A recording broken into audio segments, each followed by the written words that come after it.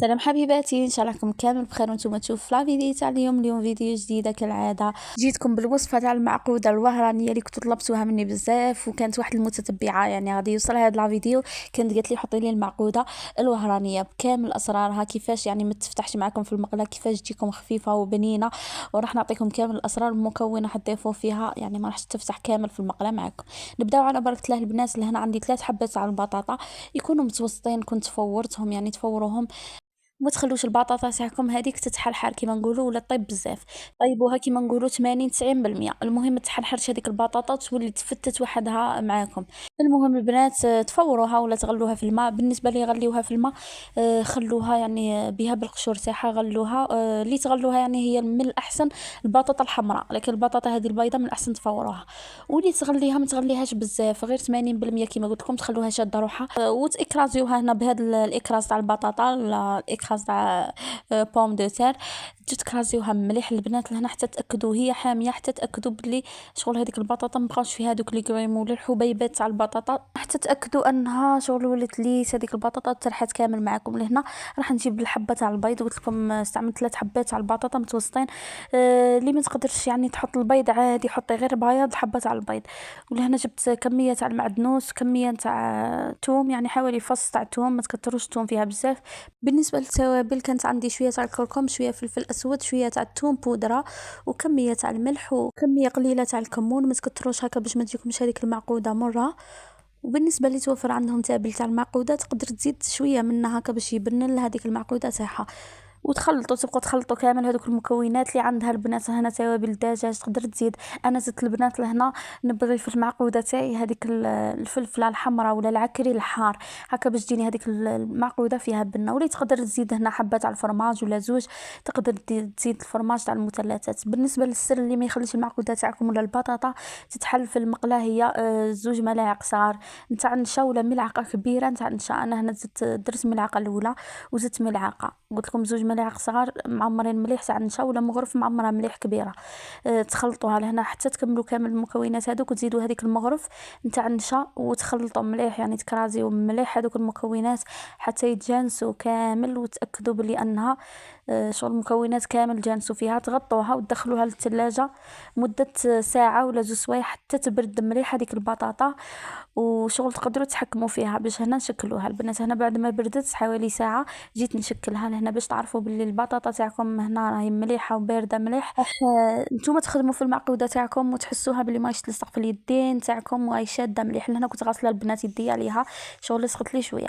المهم تنشفوا يديكم، تجوا تخدموا البطاطا تاعكم عادي، تشكلوها هكا كويرات عادي تاع المعقوده، واللي تبغي ديرها بومبي ديرها، واللي تبغي تشكلها سما كوريات ترمضهم في الفرينه وتقليهم عادي. البنات المعقوده تاعكم نتوما تحكموا فيها. المهم انا نشكلها هكا الشكل تاع المعقوده العادي تاعنا. انا كنت زدت لها هنا البنات حوالي زوج حبات تاع الفرماج، كرازيتهم مليح، تقدروا تستغناو عليه. قلت لكم بالنسبه للمعقوده الوهرانيه وللمعقوده تاع الغرب، اكثريه يديروا فيها هذيك المغرف ولا زوج تاع النشا، لانه البطاطا لا تجينا ديجا ما يجي في وقتها ويجي كونجلي البنات. سما كل ما طول البطاطا هذيك راح تنقص لها النشا نتاعها. في بعض الدول سما تلقوا النشا تاع البطاطا ديجا تتباع يزيدوها في البطاطا كي يخدموا بها الكويرات ولا الاصابع تاع البطاطا، وحنا عندنا ما تتباع سما نديروا النشا العادي تاع الذره. المهم خياتي هنا بعد ما نشكلها كامل هكا الشكل تاع المعقوده العادي والمعروف، البنات انا تجيني خفيفه ما شاء الله وبنتها بنه. كيما قلت لكم اللي ما تقدرش دير البيض وتخاف انه المعقوده تاعها شغل جهه طريه بزاف ما تقدرش تتحكم فيها، تستغنى على الحبه تاع البيض ولا دير غير البيض تسمى يلملها هذيك البطاطا تاعها. وكيما قلت لكم ثاني ما طيبوهاش مليح مليح. ولهنا جبت بياض البيض البنات، راح نرمد البطاطا تاعي مباشره ولا المعقوده في بياض البيض ونقليها. الزيت كانت سخن عندي البنات، ديروا كميه يعني توصل لكم النصف الحبه تاع المعقوده. سما الزيت ما لازمش تغطي كامل الحبه تاع المعقوده تاعنا. اللي بغات لهنا قبل هذه المرحله البنات نتاع بياض البيض تقدر ترمد في الفارينه وتعاود البياض البيض وتقلي المعقوده تاعها. لهنا النار تاعي كانت متوسطه ماشي نار قليله، سما زايده شويه، والزيت كيما راكم تشوفوا حبيباتي لنصف الحبه، تما ما كي نحط الحبه تاع المعقوده تاعي ما لازمش تغطى كامل بالزيت. المهم كي تحسوا انها تحمرت من التحت تقلبوها عادي للوجه الثاني تاعها تتحمر. ولهنا راح نعطيكم السر البنات تاني، كي تكونوا تشكلوا في المعقوده تاعكم ما لازمش هذيك المعقوده تخلوها مشقه في الجوانب، هذه كي تبدو تكوروا فيها لازم تحسوا انه المعقوده تاعكم راهي ليس في الجوانب. سورتو اذا درتوها مشقه وراح ترمدوها في باير البيض وتحطوها في المقله راح تتفتح، غير تقلبوها هذاك البطاطا تاعكم اللي كانت في الجنب تبدا تدخلها الزيت وتتحل في المقله. المهم ان شاء الله راكم ديتو كامل الاسرار تاع المعقوده، درتها لكم في وقت قصير، فيديو قصير البنات هكا باش سورتو متتبعه كان طلبتها مني لازم نحطها لها. وان شاء الله تفيدك هاد لا فيديو. اللي بغات اي وصفه من الوصفات حبيباتي تخليها لي غير في لي كومونتير وان شاء الله نحطها لكم وما نطولش عليكم. المهم خياتي كيما راكم تشوفوا فيا غير تتحمر من التحت تحسوا انها دارت هذيك القشره من التحت تقلبوها وتتاكدوا انه المعقوده تاعكم طابت مليح مليح.